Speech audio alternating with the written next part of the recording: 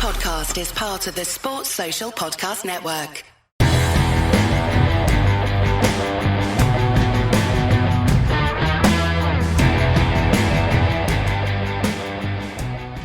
Hello and welcome to this week's edition of the SRC podcast. Joining me, Big M, as always, the one and only double R, Mr. Rob Rees.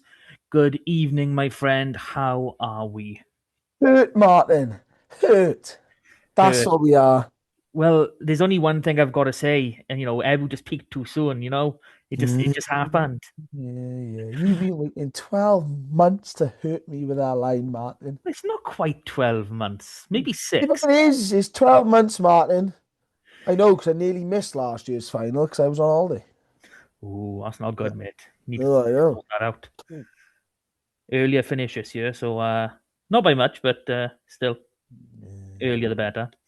So that final, you were obviously there.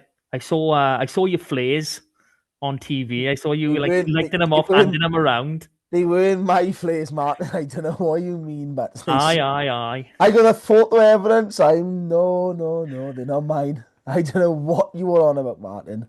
I can tell you the address they were delivered to and everything, my friend. Martin, no, you can't. I don't know what you are insinuating. Okay, so before we get on to the actual games, what was the crowd like? So it looked like a good few thousand down there. It sounded really, really well populated. Yeah, it was good. I think the weather always helps with that. I think it was smaller than last year's. Last year's broke the 4,000. This year, I think realistically, we'd probably fall in between, I don't know, 2.5 and 3, probably pushing the 3. But I think if you look at the fall away, it's the travelling support. And that's not trying to be disrespectful to Llandovery. Like I was stood on the terrace for half an hour. They'd come across to the bank with all of their supporters. Llandovery, this is, and they must have been 2, maybe 300 supporters. If I'm being generous, whereas Newport last year, obviously, a much bigger place, a bit more of a rivalry, I guess, brought a lot more. But yeah, the atmosphere was good. I said it even in the pod last week that the build-up seemed a lot more planned this year. There was a dedicated programme, designed around the final, a lot more build-up with the community, a lot more done. They had all the minis, the juniors, the under-15s, the jesters and knights, girls' hub were all doing their bit there with the Guard of Honour. A local women's choir that do a bit of charity were doing a lot of work around sort of pre-game, half-time. So it felt like there was a lot more, let's make an occasion of it. And yeah, it was some fantastic atmosphere, like you said. Good to see so much colour from both sides as well. And it probably helps that both sides are basically the same colours. I know Llandovery traditionally are red and white, but ultimately it all blends into one and makes for some quite nice photos. And as you say, I'm a big fan of seeing the smoke and all of that sort of thing, and I think that all adds to the atmosphere. And yeah, it was a fantastic spectacle and well held as well. I think it was, there was no issues, and a lot of these games you can often have issues because you're inviting people who, and this isn't a rugby thing, and rugby's better than football, but you invite yobs from the local area because it's a big thing. Everyone's going. They get a bit of FOMO, go down, get pissed, and start chanting abuse or something. It was none of that. So yeah, the occasion was fantastic, and it's just a shame about the rugby in the end. Well, shame for you. Like, don't be wrong, I do feel for you. Like, I personally think Lee Rees is becoming a bit selfish winning all these trophies. Honestly. Well, he's done now, so we can share him back around again. That's the main thing we need to think about. Shocking. But no, like honestly, I loved seeing all the minis and the juniors. That's what rugby is all about. Yeah. It's creating something for kids to get involved in, and if they just happen to be good enough, at the right age, and they go all the way through. But, it's just amazing to see that any club has got that sort of system in place, and it's it bodes well for obviously for everyone themselves and for the future of the game. Yeah. So. It's the game itself. Let's skip over that. Well, it was a decent start. Like obviously, I know I said last week when we see the Llandovery 50 and if we see Cian Abraham wearing 13, then we're gonna know how Llandovery are gonna want to try and play better. And they did play a lot of wide ball, and kind of ironically, it was that style of rugby that beat you, but it wasn't from any sort of planned moves. It was the final two tries, the from the kickoff, and then obviously Lee Reese's to finish. It was Jack Davis on both occasions, just beating defenders just for fun, and it eventually sets it up. But let's go back to the beginning. First half, nice easy guide into it. I think you get the first penalty, you go 3-0 up, and then what was it? 5 minutes. Quick, was it a quick throw? I'm trying to cast my mind back now. No, they took it round, didn't they? But they played off the advantage. And I'll be honest, your news didn't have a good game. Like, I'm not saying he had a bad game, but by his standards, he was poor off the tee. And it's one of those ones, like what happens next, how he has failed to dot that ball down is a lapse in concentration by him, I'll be honest. Like I said, to have your foot in touch over the dead ball line when he was comfortable. It wasn't like he was reaching and having to dive for the ball and that. He carried it from 25 yards out, sort of thing. So they were lucky they had the advantage, and then he missed the penalty that he had to go at anyway. So It is something you would never expect to see in a final at any level. But, yeah, for the top domestic league, it's maddening. But fair play, and his name's probably going to come up a few times in this week's pod. Sean Parry never gives up. Literally, Johan is over the line. He can dot it down anywhere he wants. He never gives up, and that little touch. Because if he doesn't get that touch, he dots it down because you can see how he's going to do it anyway. That little touch of his foot and his leg just pushes his foot it's onto that line. it's a perfect example for kids playing rugby as well, right? In the reason you always chase back, you try and charge down a conversion, is because 90% of the time you do it, you can't do anything about it. But you've got nothing to lose because once in every Blue Moon. blue moon, Christ, that might be the first time in Sean's career that that's ever happened. But the player drops the ball. I'll be honest, I've probably seen it twice at Eugene Cross. The other was RGC, the first season they come up. Rupert Moon was the director of rugby. And they literally, as they sort of slowed it down as they literally about to dive under the thing and knock the ball on. Because Dan Amon was chasing them back. And this is exactly it. Like it sort of set the tone, I'll be honest, because you think, oh, here we go. Got away with one. Llandovery at this stage is starting to get a lot of quick ball. They were going for a lot of width, I'll be honest, because they were getting hammered through the middle. Everybody were making some solid gains with ball in hand, but the breakdown, Llandovery were getting hammered. Yeah.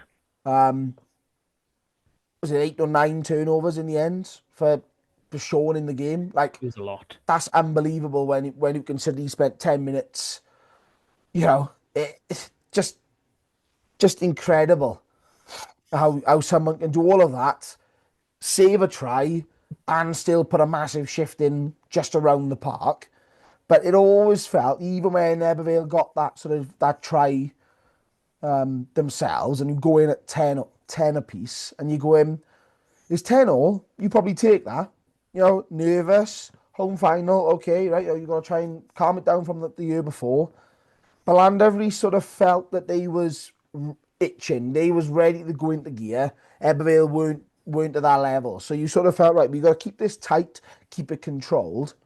And it didn't take long for that to completely go tits up. No. Because it's 2 tries in 2 minutes. I think if we forget the Lee Reese one just for a second, the dual tries in 2 minutes, I think was the defining sort of moment that a lot of people lost a bit of belief. When you're kicking off, you've got the pressure on your man. You cannot miss that tackle. And that was a story of Ebervale's game, was missed tackles and poor discipline, even though I thought the officials were an absolute bag of shit. As the losing side normally does. No, like, I'm not. No, I'm messing with you, but I'm messing. but it's like you miss that tackle, he bumps out, and his space, and they made us pay for it twice. That was 12 points straight away in a game that felt that if it went more than 7, you was in trouble. Ebervale then had a line out up against the terrace. You think, right, here we go. They need something here to get the terrace and to get the bank going, because when that bank gets going, the momentum on the field is obviously shifting, and then it becomes the bank is helping the momentum on the field. The momentum on the field is helping the bank, and it becomes a very difficult place to stop, especially when you have that many people there.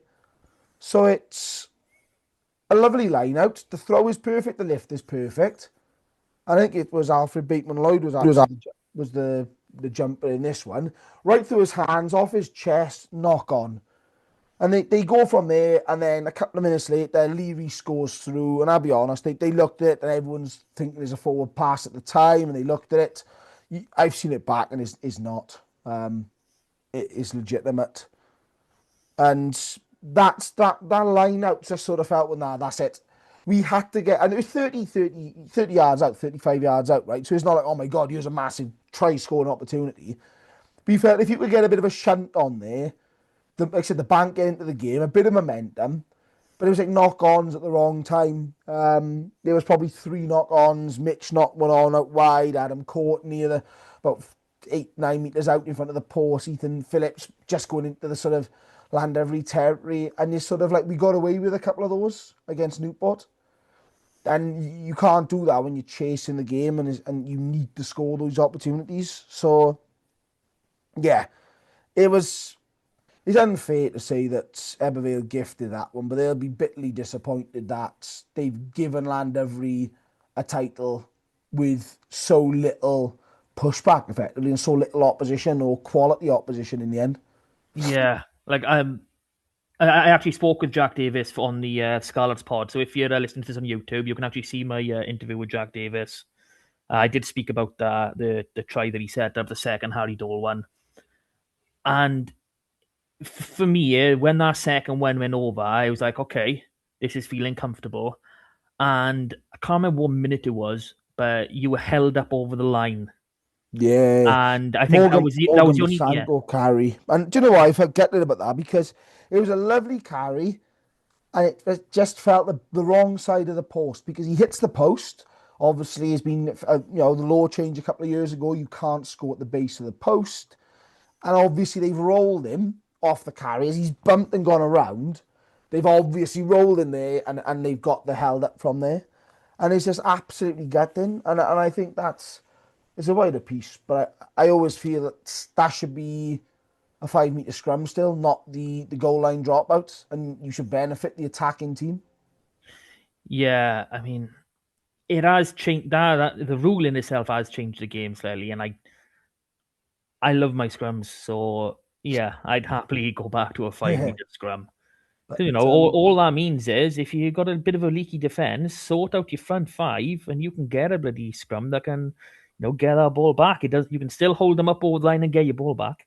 But yeah, like that was the moment that it felt, yeah, that's all you're going to be doing in the rest of the second half. There's no chance of you coming back at that point. Now, it obviously, was it was all too one-dimensional and readable. It was two phase of carries. Oh, here they go. They're spreading it wide. They get to Evan Lloyd, and it'd be a missed pass dummy runner, and it was every time, and it was readable, and we were calling it on the bank, and we were, come on, like they were so little pace and variation in the back line at times, and then you're going, well, Llandovery are a two quality side. They were extremely quick off the block. They knew what was coming. And you know what? I said this to Ricky Guest after the game. I said Llandovery's backline was what 1,200 plus appearances. You know what I mean? Like Lee Reese was over 400. Rodri Jones is over 350. I think it is. Aaron Warren's well up there, That's what I mean. Like I think the Warren boys are going to have 200 each. minimum. Jack Davis is going to have 50 with them. Oh, I actually know this. He's on. He's on 45, if I'm remembering right, but that's not too bad. Like For 3 Keane years. Abraham's the least experienced starter. there, I would say, in thinking back. Like Johan Hughes is going to be a couple of hundred, I imagine. Yeah. So again, like you've got a backline there that just marshaled it well and worked together. And it was just like they were working as a unit and it was coming off and they looked dangerous going forward wherever they were trying to work. Everything they had to do was that, twice as hard. And yeah, ultimately it doesn't pay off. And it sort of felt like they said that Lee Reese moment then was just capping it off for him sort of thing. But I think at that point, most of the hope had sort of started to fade away, if I'm honest, even though that wasn't dead at the end. The own mistakes effectively nullified us. Yeah, 'cause I mean, I can't remember who got Sarah in the game for this match. Sean Parry Was Sean Parry was there? was Sean got the SOC and the Eberville one. Yeah, if you're getting the SOC one, you're more than likely going to get the Ebervale one, really.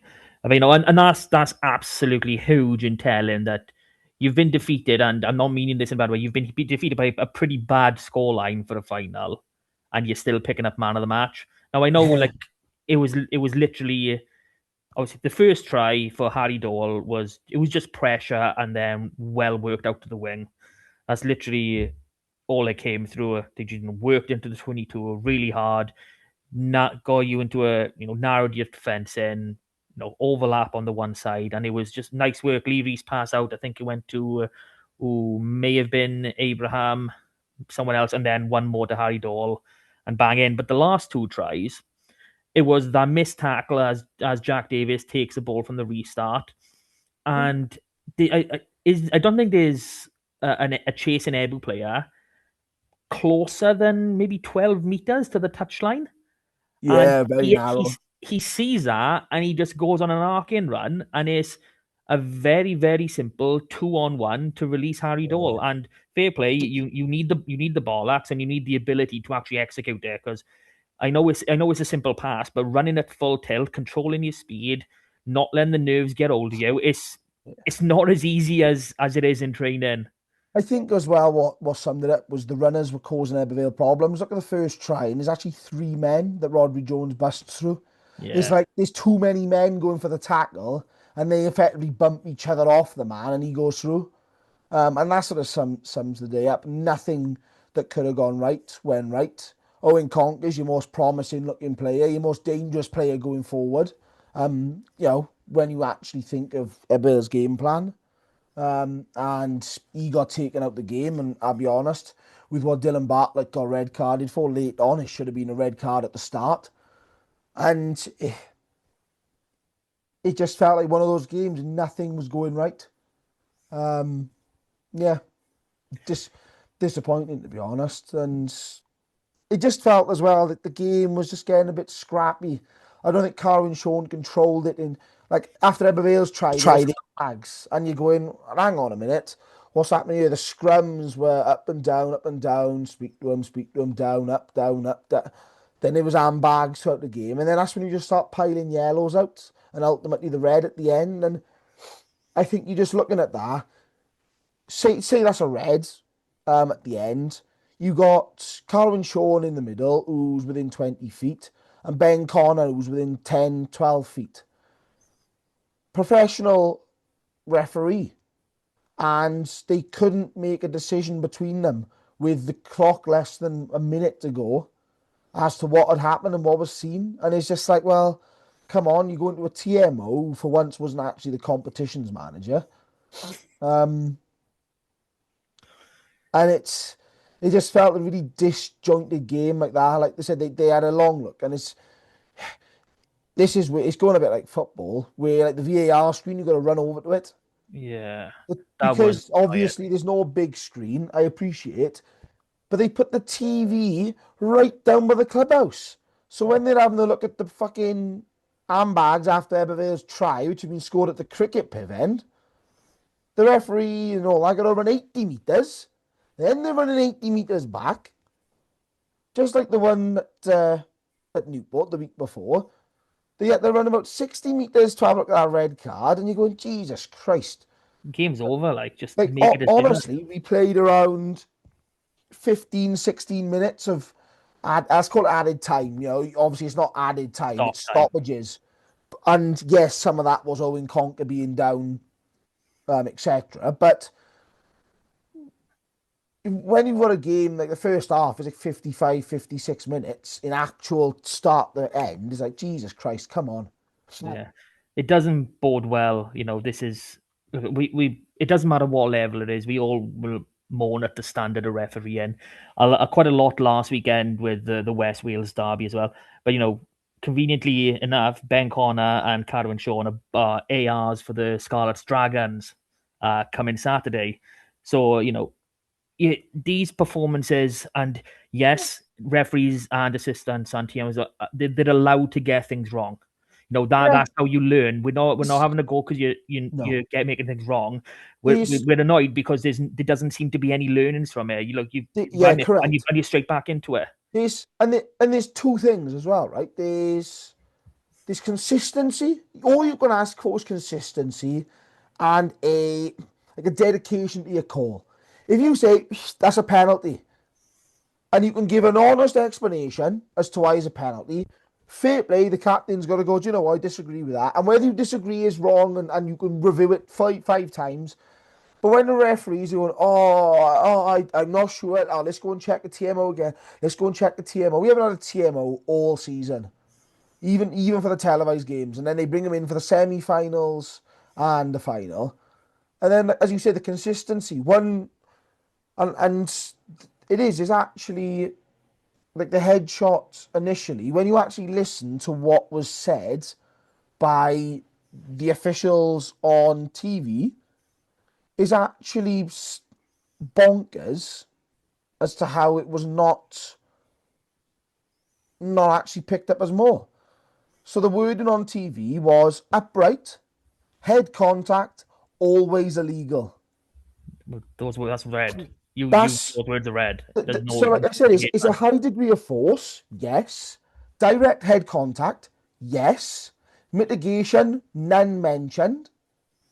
And I don't think it was a clear falling. And like I said, then there's a yellow and a red in the same game, and it's like, oh, come on. Like, it's just disappointing that we can't have and I'll be honest, we have like a small amount of referees able to referee at this level, but it's disappointing that you know, officials the last few weeks across several games. I know the Cardiff fans were not too inclined for their semi-final. I thought it was okay, but you're looking at this going, how are you missing this level? And it's always been the same. You'll have like the adjudicator effectively, you know, grading them, etc. in the stands. Nothing ever comes of it, and that's always the problem. It's not about saying this person's done shit and they shouldn't referee again or anything like that. But what's been done to help understand, because it's getting to the point a bit like football with the PGMOL. Oh yeah, we apologise for getting this decision wrong. It's too fucking late. What are you going to do about it next time? Because it's happening again. Yeah, well, that's the problem. There needs to be like I know we do have a structure for refereeing, but it just something is clearly not working, and there needs to be a fix. Where the fix comes from, I don't know at the minute. But yeah, so that sort of wraps up the game. You know, Lee Reese gets the Fable final try in his final game to win yet another trophy. It's in like 6 in 4 years, something like that. Five. It's just Too brilliant. many, Martin. Too Too many. many. Well, he's not winning anymore. That's the thing. Unless he comes back for a few more games or goes into, well, he is going into coaching. So if he coaches a Is it team, Tempe United? not sure, but Why do I got Tempe in my mind? He's director of rugby and a player coach, and he like. we'll see. We'll see 100% over the summer now as teams start filtering. So there has been also quite let's get that. So the final score was Llandovery 27, Ebbw 10. No, third time Llandovery have won in 4 years. But for me, it feels like kind of the end of an era. Now, I know you said a lot during the season that, this is an age inside. It does seem to be that, Lee Reese is going. We're not sure how many others are going, but people like Adam Warren, who has been top notch in this league for years. It seems like those and his brother. It seems like those type of players are they're fading now, and I don't think we're going to see Llandovery as much of a force next season. They'll definitely be in there and around. They've got the quality, but going all the way, that's going to be a big challenge now. Yeah, I think it's one of those ones. I don't see him dropping out the top four, but I think you can notice several areas already where they've lost people like Oshin and Stewart in the back row, where you're going, ooh, that's not as convincing as it has been. Um, but yeah, it's interesting as well because they've got a couple of front row problems, I think, in terms of depth, and the boys who were sort of filling in, I could see breaking into the Scarlets more and more, especially Harry Thomas. Um, so like once you start going up, hang on, we start losing players a bit more often. That's when it gets a bit more interesting. But as you say, it's all credit to Lee. I think he deserves a nice send off as well. He's one of those players. There's some players in this league that if they brought up 400 appearances, you still wouldn't be talking about them because they're just not nice people or they don't have that same a raw aura as around the league. But Lee just seems to be that sort of figurehead of community rugby. He's quite an advocate of what it should be, the community aspect, working in his local positions with Llandovery College, as along with what he's done at Llandovery Rugby Club. But then equally, um, he's a nice bloke off it. He recognises good teams, very quick to praise others. And yeah, I think it's a good time for him with the little one. He can sort of pick up his next sort of piece, and it's probably the fairy tale ending, not just because he's won, but I don't, as you say, I don't see Llandovery going out now next season and winning again.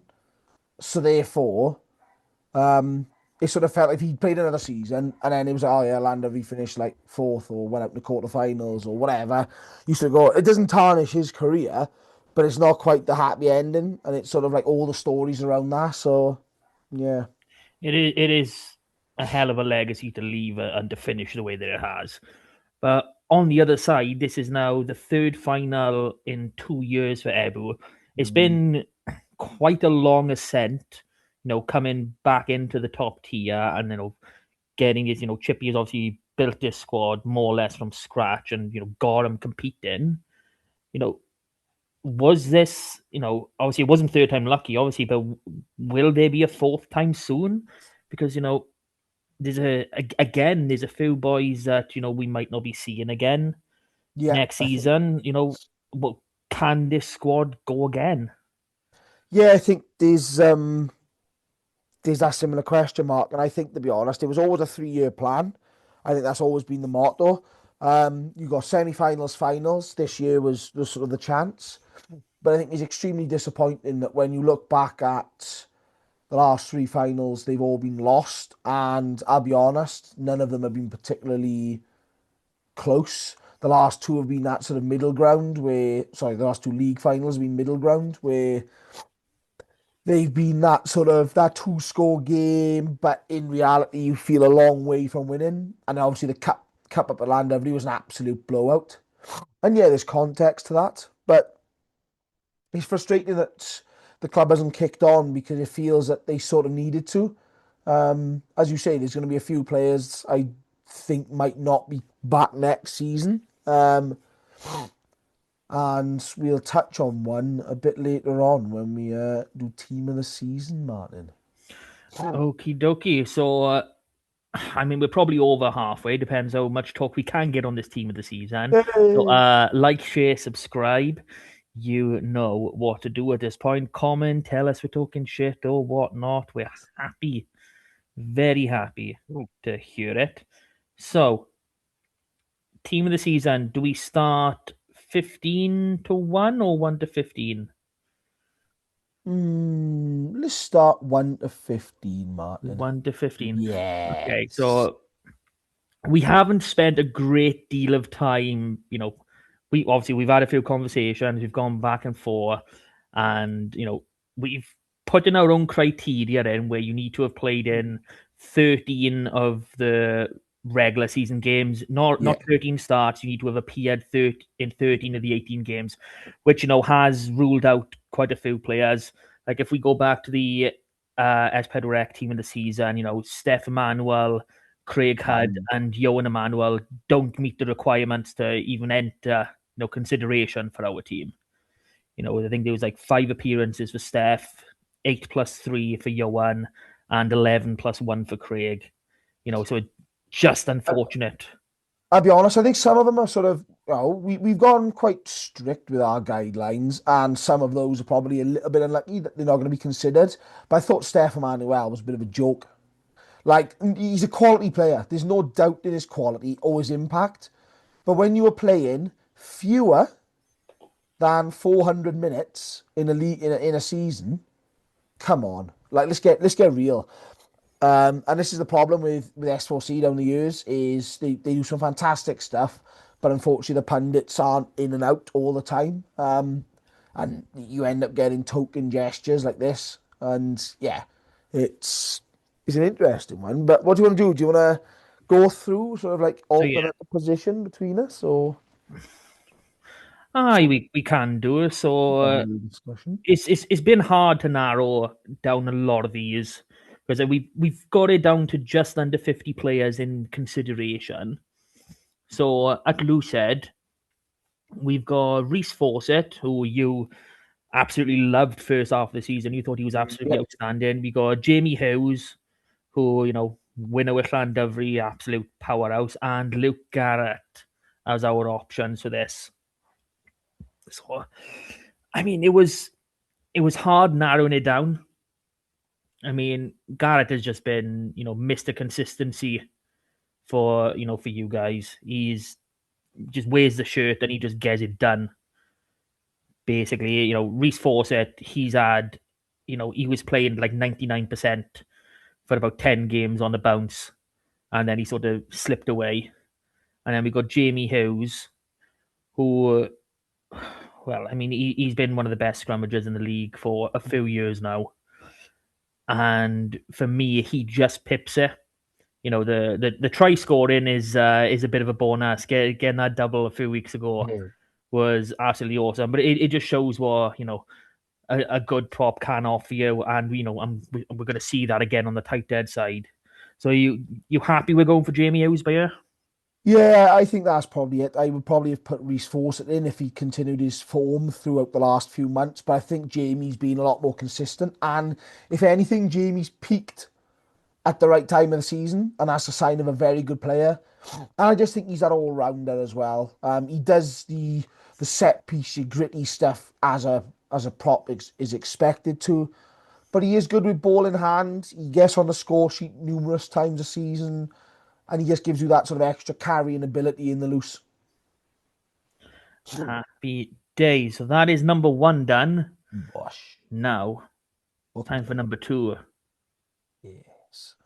Do you know what? This is an interesting one, right? This is the only position in the team where we've actually had 5 shortlisted. And I guess that's probably down to hookers get a lot of recognition, as we'll see. But Corey Lewis of Bridgend / Ebervale, the last couple of games. Obviously, Bridgend's top scorer. Lewis Morgan of Quinns. Ian Pumpy Morris of Ebervale, top try scores at 19 in the league in the end. Obviously, we're 21, only... Was it? 21 with the playoff games. Ah, yeah. So 21, we don't include the cup in our assessments here, Martin, I believe. No So, cup. then Jamie Cox and Cardiff's Alan Reese. And I think the hooker position is probably what you want out of a player. I think these days you probably looking for that maul machine, that top try scorer, lots of tries. That probably leans towards Morris, Morgan, and Lewis and Reese, I guess, to an extent. Those boys recently have got the tries going. I think Lewis Morgan's been a bit more in and out this year with his meat pies. But yeah, I think Corey's extremely mobile. But I think Yaya Morris is what we've what we've plucked for based on the fact that, 21 tries by anybody. And I'll be honest, he'd have probably had a few more if he wasn't in Mexico. Well, let's be honest. Corey Lewis picked up 2 tries for Ebu over these last 2 weeks, so Exactly this. they definitely would have been bumpies. Yeah. So obviously we can't give them to him, but No. they are there.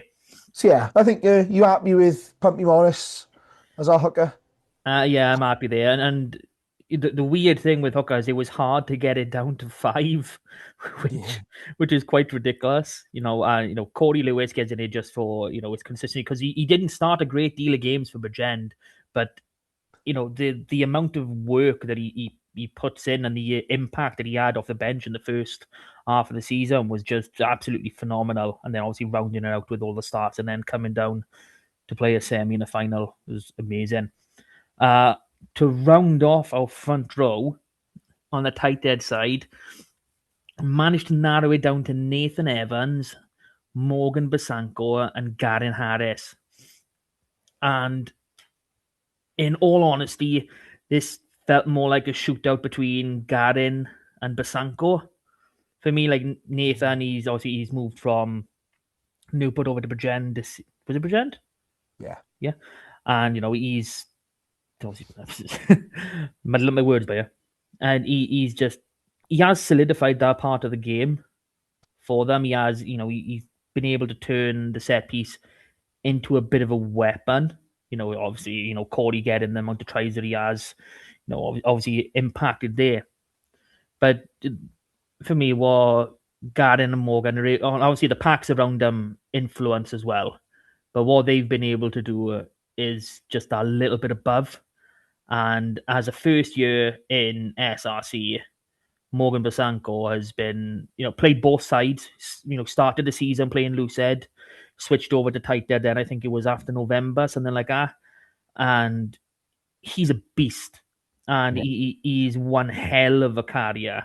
And if we're talking front row, you want your hooker's probably going to carry the most, but your biggest impact is going to be your tight head.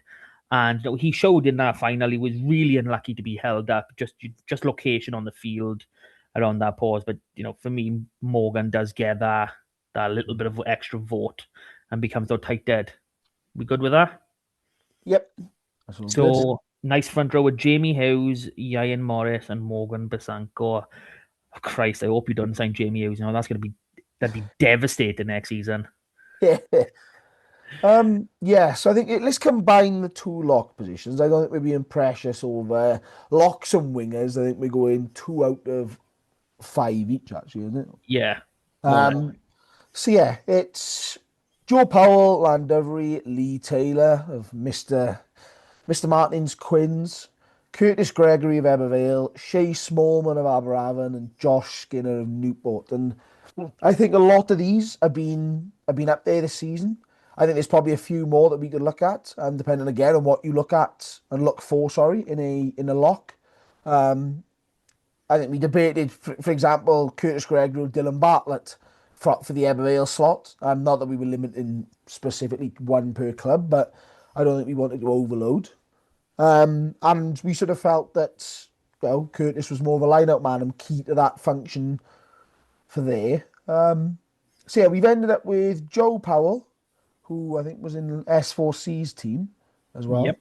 and Curtis Gregory. One from Llandovery, one from Ebervale. And I think that sums it up. I think Joe is a bit more of an experienced head. I think he's more of that sort of stoic figure in the middle of the pack, where Curtis is the same age as me, so extremely young. And I think he holds the Ebervale line out together. He's the glue in there.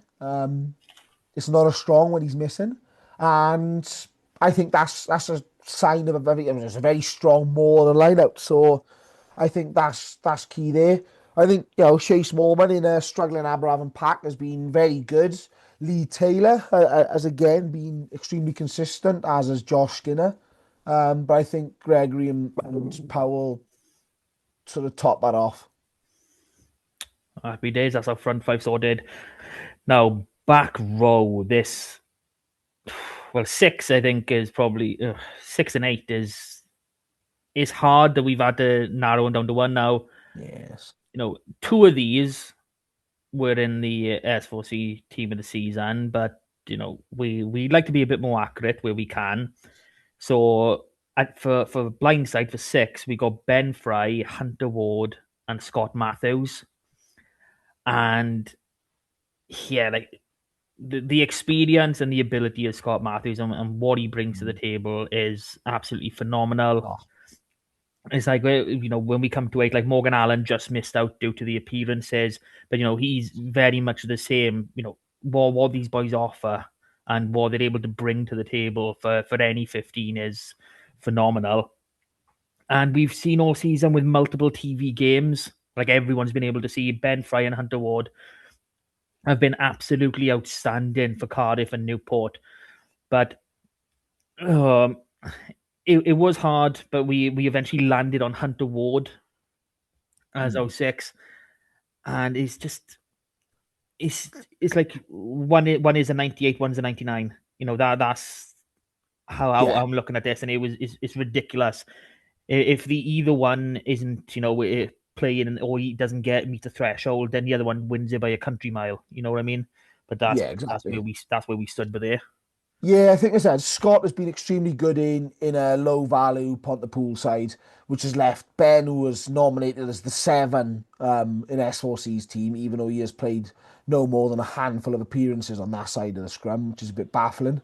But I think for me, I agreed it was Hunter Ward, purely from the fact that I think he is that explosive, he's that big, he's that tough ball carrier when you need him to be, but he's also that, he's just totemic defender. He's always in the way, absolutely loves smashing people, whether he's got the ball or they've got the ball. And that's what you just want off your sort of your blind side. Nothing too fancy, very Dan Lydiate-esque.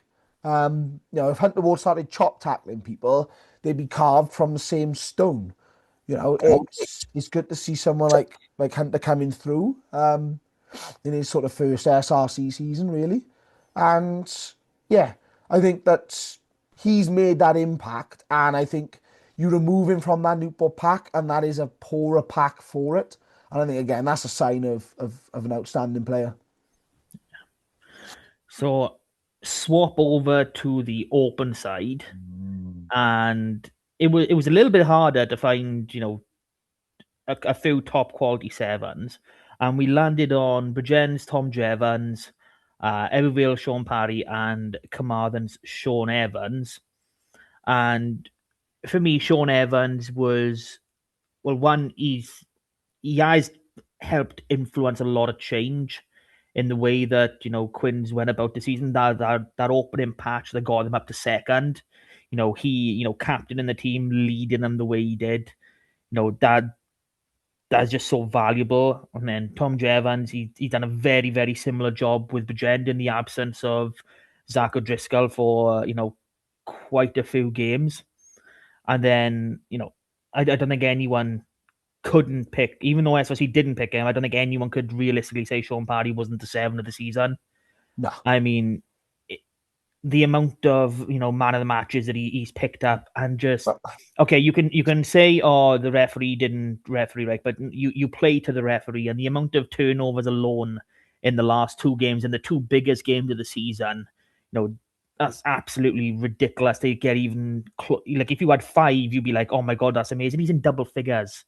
It's bloody ridiculous how effective he was in these games. Yeah. And I think that says it all. He was the man of the match, in official man of the match, in both the semi-final and the final.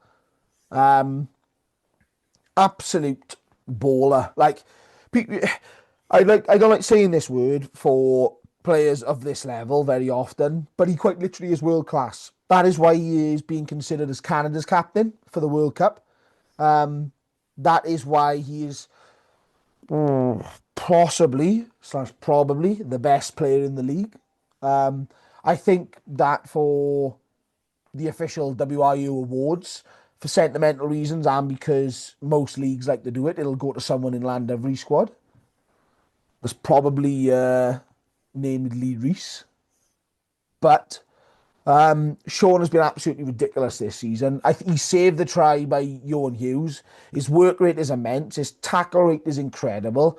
He's got more turnovers in the past 2 weeks than most players have all season. And yeah, he just loves to get involved. So I think whenever they missed him for a couple of weeks at the start when he was on international duty, leading into the first Cardiff game that they sacked off because they didn't want to play us. That's that Wise you could decision to see think the about it. difference. Yeah, exactly. So I think we were both very comfortable. If not, this might have actually been the easiest choice, and that's not a disrespect to anybody else in that category. Because I'm a big fan of Sean, who also moonlighted as a hooker, and of Tom Jevons. I'll be honest. I thought again, taking into consideration the fact that he's in a struggling side, but Sean has been next level, and like I said, he's going to be a big player to hopefully keep for next season. Yeah. So to round off this pack, our number 8, we got a few nominees by year. So we got Aber Evans, Ashton Evans, Carmarthen's Lewis Millen, Newport's Ben Roach, and Swansea's Jacob Hopkins. Now, again, Ashton in what was a struggling side, he's been consistent for 2 years, and probably even more consistent longer than that. But just talking SRC, he's just been there grinding out performances anytime he's on the field. Absolutely amazing. Jacob Hopkins has properly come in for Swansea, and he was a standout in that opening patch. And whenever he didn't play every single game. We're not expecting everyone to play every single game. But, when he was on that field for Swansea, they were a better side for it. That back row there, the combination more than anything just worked wonderful. And it's going to be amazing to see them with another season together. Ben Roach, I mean, there's not much more you can say about Ben Roach. He's been there, he's done it, he's got all the accolades to go along with it. Captaining what is one of the great sides at the minute, absolutely amazing. And Lewis Millen, Quins have had a very good pack for a few years, and I think more than anything, the signing of Sean Evans has helped massively with Lewis. It's been taking a little bit of pressure around the ruck off of him, and you can just the way he's carrying his tackling, he was just that much next level. And because we didn't want this to end up as just 2 or 3 teams being overloading the team of the season, we've gone for Lewis Millen as our number 8, someone who can be very explosive, very pacey off the back of a scrum. And let's be honest, with the 7 that we've provided him with, you expect him to be on the front foot and taking at least 5-10 meters every single time he picks that ball up. Yeah, it this sort of felt like the ultimate sort of like the surprise pick in terms of like all of our suggestions, bar Ben Roach, was probably for someone in a team that's not going to have either representation in a team of the season or very little. I think this is extremely close decision. As you say, the captaincy qualities and reliability of someone like Ben Roach is hard to overturn. But I think that Lewis Millen, especially on a narrow pitch, his tackle count and his rate is incredible. That's why I think he did finish at the top tackler in the league. Ashton Evans, the same, with ball in hand, extremely destructive, one of the highest rates of success and dominant carries in a struggling side. But yeah, I think we've settled on Lewis Millen, and I do tend to agree. I think it's nice to share these out and not just make this a top 4 sides team of the season with a chuck-in pick from someone. I think this is extremely well earned from Mr. Millen. So do you want to take 9, my friend? Yes, I do. 9, we've got 3 players. And again, there's probably a couple in here that are going to surprise people. We haven't even included S4C's nominee S4C's pick as one of our nominees. We've gone for Matthew Aubrey of Swansea, Lee Reese, some bloke from Llandovery apparently, and and Scott Whitlock, and he's Ashton Evans, then Jesus Christ, wrong player in Aberafan. Scott Whitlock, who I've been a big advocate for this season, again behind a pack who's very new, inexperienced, and struggling, has dealt with a lot of good ball. And in some ways, I see Leary's qualities in him. He's always alive with the ball, even when the referee's playing. Oh, hang on, advantage. He's looking to tap and go. He's looking to dart. He gets the back line moving. He gets a lot of movement in that Aberafan side. Matthew Aubrey, very similar, obviously ex-professional, has jumped in with Swansea and is again leading what is a very young backline, except for Joe Thomas, and has set themselves alight at times. But I think it is hard to look past Scrappy, Mr. Lee Reese, Mr. 402, consistency.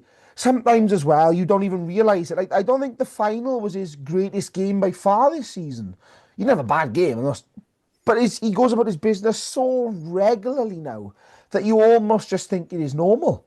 To be playing at this level for 400 games. You know what I mean? That is absolutely unbelievable in itself. And what I like about Lee Reese, and he did it several times against Ebervale in the final, is he tap and goes every opportunity he can. One, because he knows the support is there. The referee called a couple back on Sunday, and they have done all season.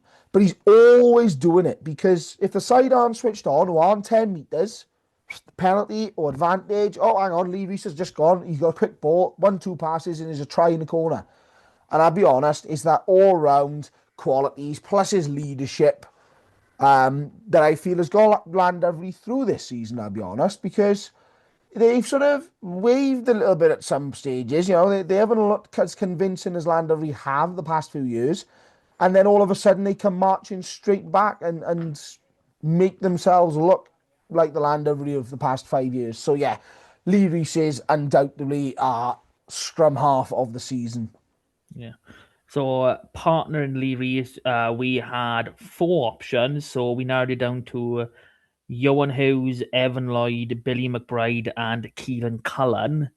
Now, Evan Lloyd, Johan Hughes, obviously the 2 starting 10s in that final. And, we've had conversations, and neither have really hit the heights that we know they can. They have been consistently good, but those great performances haven't been as frequent as we have come used to in the past seasons. Keelan Cullen to come into a brand new team, and we know how bad Aberafan have been, and that's not meaning any disrespect, but he has literally he's taken over where Ed Dunford left off last season. He's slotted in, he's gone about his business, and this could have been quite easily an Aberafan season where they finished rock bottom with no wins. And he was, along with Scott Willock, very influential in not letting that happen. But we just as S4C, we have landed on Billy McBride. I think it was 17 starts, this season, over 200 points, almost like 100 points clear. By far clear. You can't knock that, and just what he does for that team, like Dion Jones when he's filled in a 10 has been. I've seen worse orchestrating by Beethoven than by Billy McBride's this season. He's been absolutely fantastic. There's a reason that he was the one that was okay, Scarlets is struggling for 10s. Okay, we need an SRC one. Johan Hughes, who has been there with the Scarlets, Billy McBride too, but they went for the guy that was up in North Wales because they knew the quality that he comes down with. Yeah. So yeah, Billy was just. Yeah, I think out of those, he's been that step up. But pod exclusive, Martin. Pod exclusive. Here's the transfer I was talking about. Ooh. Evan Lloyd is going to Pontypool. Fuck off. Next season, he is Pontypool's fly half. Are you serious? Yep. Jesus. That's wow. Evan Lloyd is going to be Pontypool's fly half next season. How has that happened? I mean, is Dorian coming back? I mean, you don't have it? You might have just stumbled upon a podcast rumor, Mr. M. there is heavy appreciation, should we say, towards the fact that Dorian Jones may well be coming back. Like, is the Tom Price, No, position? Is that he's going no, back?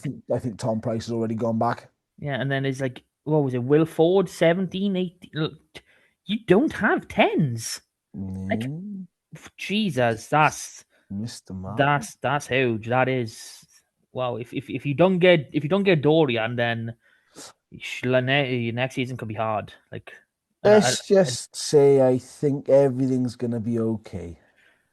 no, he's probably signed someone like Keelan Cullen or Johan Hughes now, haven't he? Keelan Cullen's re-signed at Aberavon, Martin. It's Oh, it's not come out. It's been announced, of it. Happy Yes. days. Ah, Martin. But yes, that is your podcast exclusive and the transfer. We're nailing these transfers. KO Parry, we beat everybody too. We even beat, and then even buddy John Callard had to announce it on S4C Live before everyone else did. Ewan Rosser, we've got Ewan Rosser. Obviously, Connor Edwards, we've announced. That hasn't yet to be confirmed. Connor Edwards going from Doncaster to Pontypool. And then obviously, yeah, we will. All Pooler signings, basically.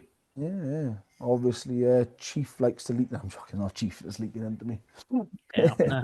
I've got on good authority that about only about 6 players are going to be leaving Pooler this season as well. So it's going to be a very consistent squad. Yeah. So Yeah. What do you want cent- to do, Martin? Do you want to do centres or do you want to do the wings? What do you want to do? let's do centers. Let's do centers first. Yeah. Let's jump to 12.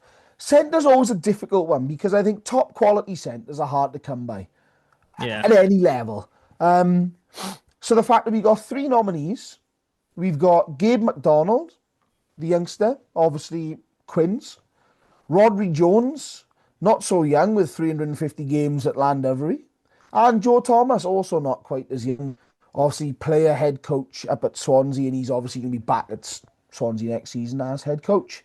This one was a little bit of deliberation, I think, between us around what we were looking for. I think Joe's been reliable, but not has that spark. Gabe McDonald is probably not as reliable, but yet does have that higher ceiling. And it's probably fair to say Rodri Jones is probably somewhere in the middle. He had probably the highest ceiling of all of these players.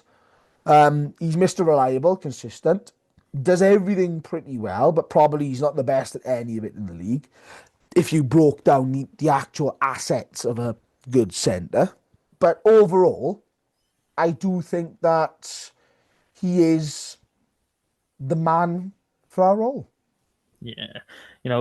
Again, it was hard, picking these guys like, Joe Thomas, what he's had to do in what felt like a bit of a sinking ship behind the scenes in Swansea with coaches leaving and then having to step up.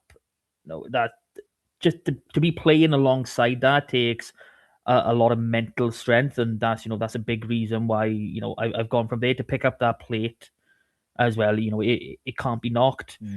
Gabe has really stepped up his carrying this season.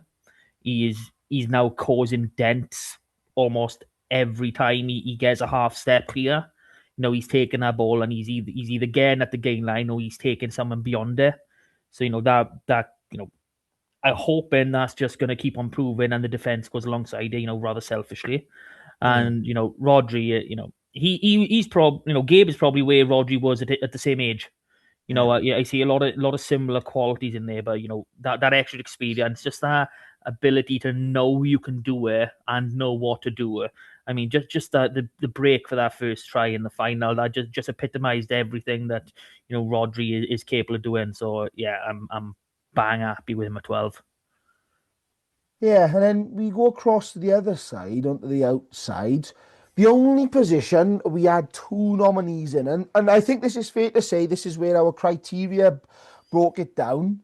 Yeah, Ocean Darwin Lewis didn't make enough appearances, as didn't Gethin Callahan and Ryan Wilkins, for example, with Bridgend, players who spark for very short periods of time. Obviously, they lacked the appearances for us to include them. Overall, we settled on 2 players. I think the one that most would expect is Ethan Phillips at Ebervale. Absolute cannon of a boot on him. Superb distributor. and probably the distributor when him and Dom Franchi line up in midfield. But he loves taking players on. That first try that Ebervale scored against Llandovery up at their place in January was made by Ethan taking on, was it Griff Watkins was starting Yeah. in midfield? And he has a bit of a turn of pace, the stiff arm, he's a powerful lad, moves around the field. And then Joseph Gatt of Bridgend as well. I think that's a bit of maybe a left field selection, but again, Mr. Reliable has got the backline swaying pretty good, has got some good weapons outside of him, scoring tries. So, yeah, I think that this was a difficult one for us to select due to either quantity and quality available to us. But I do think that we've settled on Ethan Phillips as the outside centre of the season. Yeah, it was. I don't want to say it was easy. I don't want to disrespect anyone, but given what we ultimately had available to us, it was pretty a straight shot that it was going to be Ethan. Joe Gatt, been tremendous for Bridgend through the regular league season. Adam Moran, who again, he's someone that we considered in this, but just not having hitting those peaks has done in the past. Any one of Newport centres, I don't think more than. I mean, I think they've used in like 6 different 13s this year, so it was really, really difficult That's to the break it it. Is down. that you sort of you look at the sort of your top teams and say, oh, the supporters are probably going to be a bit aggrieved. And we looked at Newport, and there's been this Johnny Morris, Shea Foster Smith, Harrison James actually had a start there, Westwood, Ackerman, Di Yes, Nick Dalton Richards. as well. It's like Jesus Christ, like they literally haven't got a centre combination that's been like 3 or 4 games running. It was kind of it was quite when you go on, you look through these team sheets to say, okay, who's actually played. It was like, wow, it's amazing that they've been able to hit the sort of heights that they have this season, get the cup win, get to a semi final. Because when you chop in and changing something as vital as your centre partnership, that's Christ, that can send teams down. Obviously, I know there's no relegation here, but it can send you straight to the bottom of the league, as we saw with Pontypool, and they had midfield issues early on. But yeah, onto the wings, and like with the locks, we have condensed this. So we got 5 men for the 2 spots. So, and I believe they're all top try scorers for their team in the backs. Now, I have to say that because there is an Ebu Vale winger in here, and no one's beating Pumpy. I was waiting for that, Martin. Thank you. So we got Frankie Jones, Joe Goodchild, and Debbie Cross. Both tied on 9. And Kaio Parry and David Thomas. Now, it was hard narrowing this down to just the 2. I think Kaio has probably been the standout. You look at any try of the month compilation, you go through any RGC highlights, and you will see him cutting people up, and his defenders beaten, his try scoring, it's everything you want to win. And he's very deservedly got himself a senior contract, a full-time contract with the Dragons. So he's 100% one of our wingers. Both Cardiff wingers, very experienced, very reliable, not quite hitting the higher echelons that they have done previously. I've come across her in a game or two, but not quite there. Frankie Jones he's lived off scraps for a fair bit of the season, but what he's done with those scraps has been brilliant. He's played 13 a couple times, but most of the time you find himself on the wing, and he has finished so beautifully, and they haven't been easy. He's had to do a lot of work to get them. But our other wing spot has gone to David Thomas. And he's come into this Ebu Vale side, looking to be more expansive out the back. And he's contributed massively to that. The amount of tries, yes, you're expecting your winger to finish. But you go back, you watch any game that, Ebu have had on, S-Fed this season, and you'll see the work rate that he puts in. He is absolutely everywhere all the time. So yeah, settled on Kaio Parry and David Thomas. I think we've gone with Kaio on the right wing and David on the left wing. And I think that looks quite nice. Yeah, and I think that's complemented them by the sort of style of fullback. And I like that we've gone with like a runner and a powerhouse as well. I quite like that. Yeah. Yeah. Then obviously rounding it off at fullback, we've got four nominees. Scott Del Nevo of the under-20s and Aberavon. Matty Young from Cardiff. Dion Jones of RGC, who's also covered a bit of fly half. And that big fullback, Lewis Edwards of Swansea. Of course, everyone knows that, Even Swansea know him as that big fullback, courtesy of John Bucky Harris. Who is And still absent. yeah. But yeah, I think this is probably a difficult one. We were quite torn on the different styles, the different options available to us. I think Lewis Edwards has the highest ceiling. He's a very powerful runner, spent a little bit of time out injured. How S4C put him as a winger on their team of the season, again, baffles me that these people are paid to come up with this shit. Dion Jones, again, has obviously filled in at fly half when Billy McBride has not been here, but has started all his other games at fullback and has offered the counter attack that, in my eyes, the best counter attacking back three in the league. And I said that when I carved Ebervale apart down at Eugene Cross. Matty Young, again, is a very similar style, very very raw, loves to run everything back, but is a very smart and skillful player, knows how to use his two wingers to his advantage. And Scott Del Nevo, I don't think has had a good a season as last year's, but again is a good mix between a runner and a power. He's sort of in between. You got someone who's Lewis Edwards, who's a power play, and someone like a Matty Young, who's, that he floats like a butterfly sort of player. And he's somewhere in the middle. I think considering all points on how good they've been and sort of the teams they're around, I think Matty Young is where we've settled on. A very good young prospect. I think we'll see a lot of him for Cardiff going forward, and I think we'll even see him going to the Cardiff Pros within the next few seasons. Obviously, we've seen the Cardiff love fullbacks. Halfpenny played for Cardiff after moving from Neath and went up into the Blues, as they were then. We've had Jacob Beatham, Cam Winnett have all come through this Cardiff fullback jersey and lineage. So yeah, there's some very good modern lineage in this Cardiff team, and I think Matty Young is the latest off the conveyor belt, if I'm Yeah. honest. Like, again, when you give yourself a short list, you start thinking, Christ, how am I actually going to pick one? But for me, more than anything, the finesse that Matty Young offers, everything looks too easy for him. And I think, that's something that, you see in the better fullbacks. Like Jack Davis is one that, I had in my head that was has probably played better and played to a higher level this season, but he didn't quite make the appearances this season. But Matt Young is very similar, and I wouldn't be surprised to see him, in that Cardiff shirt, as early as next season, because the way he's playing, I'd probably say he's not far off Cam Winnett.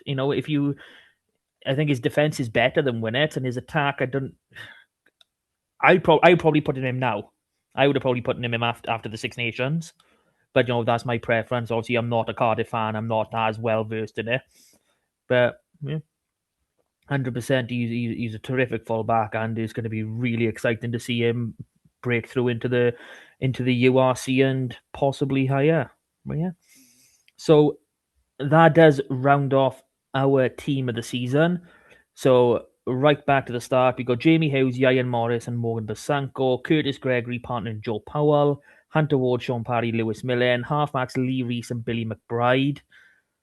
That's got a few appearances to it too. Centers Rodri Jones and Ethan Phillips, and a back three of David Thomas, Kyle Parry, and Matty Young. Now, part in building this, we wanted to pick a squad that we thought would balance itself and work together, and I think we've done that quite well. How are you feeling about it?